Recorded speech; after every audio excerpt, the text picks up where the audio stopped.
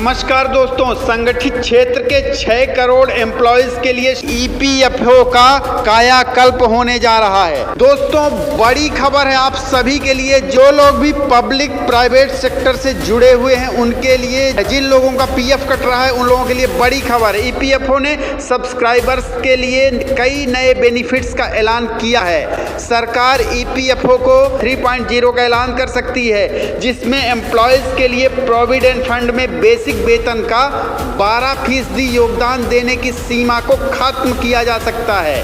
Employees अपने saving करने की क्षमता के मुताबिक जितना चाहे प्रोविडेंट फंड में योगदान कर सकेंगे।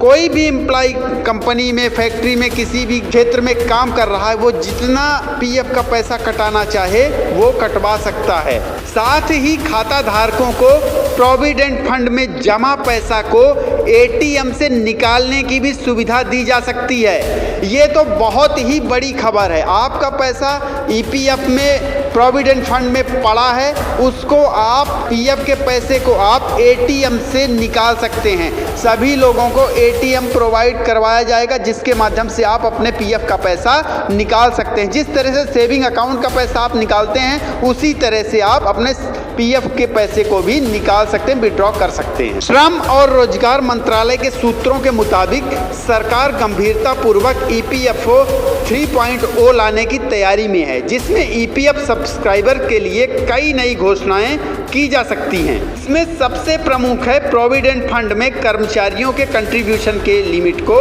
बढ़ाना।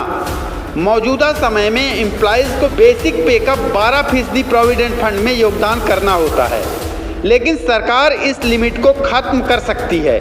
एम्प्लॉय जितना चाहें, जिस समय भी चाहें, ईपीएफ में अपने सेविंग करने की क्षमता के मुताबिक ईपीएफ खाते में रकम डिपॉजिट कर सकते हैं। इसका मकसद सब्सक्राइबर्स को ज़्यादा से ज़्यादा बचत करने का विकल्प प्रदान करना है। इस रकम को सब्सक्राइबर के रिटायरमेंट पर ज़्यादा पेंशन देने के विकल्प में कन्वर्ट किया जा सकता है। हालांकि एम्प्लॉयज़ के कंट्रीब्यूशन में कोई बदलाव नहीं किया जाएगा। श्रम मंत्रालय इस फार्मूले पर चर्चा कर रही है। सबसे बड़ी बात है ईपीएफओ सब्सक्राइबर के लिए कि सरकार एक और बड़ी घोषणा कर सकती है। ईपीएफ सब्सक्राइबर को डेबिट कार्ड के समान एक एटीएम कार्ड जारी किया जा सकता है, जिससे वे प्रोविडेंट फंड में जमा पैसा को एटीएम से निकाल सकेंगे। यानी एम्प्लॉयज को एटीएम से प्रोविडेंट फंड में जमा गाढ़ी कमाई निकालने की सुविधा सरकार देने की योजना बना सकती है।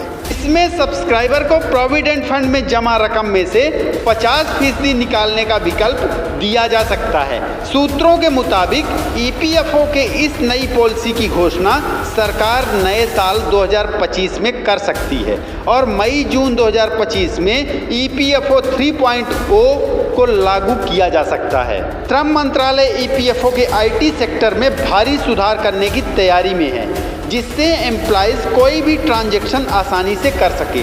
इस सुधार को 2 चरणों में करने की तैयारी है। ईपीएफओ 2.0 के तहत सिस्टम में किया जाने वाला सुधार अगले महीने दिसंबर 2024 में पूरा कर लिया जाएगा, जिससे सिस्टम में 50% समस्याओं का निराकरण हो जाएगा। ईपीएफओ 3.0 मई-जून 2025 तक पूरा कर लिया जाएगा, जिसमें आईटी सिस्टम में सुधार भी शामिल है। दरअसल सरकार का मकसद ईपीएफओ के कामकाज को इंटरनेशनल स्टैंडर्ड के मुताबिक बनाना है। ईपीएफओ की इस तरह की स्कीम और नई घोषणा के बारे में आप लोगों का क्या ख्याल है? अपना मत कमेंट बॉक्स पर साझा कीजिए। चैनल को सब्सक्राइब कर लीजिए, वीडियो को लाइक करें, शेयर करें अपने दोस्तों के साथ में, जिससे कि उनको भी ये जानकारी मिल सके। ये बड़ी खबर है, आप लोगों के लिए खुशखबरी की भी बात है। बहुत बहुत धन्यवाद। नमस्कार।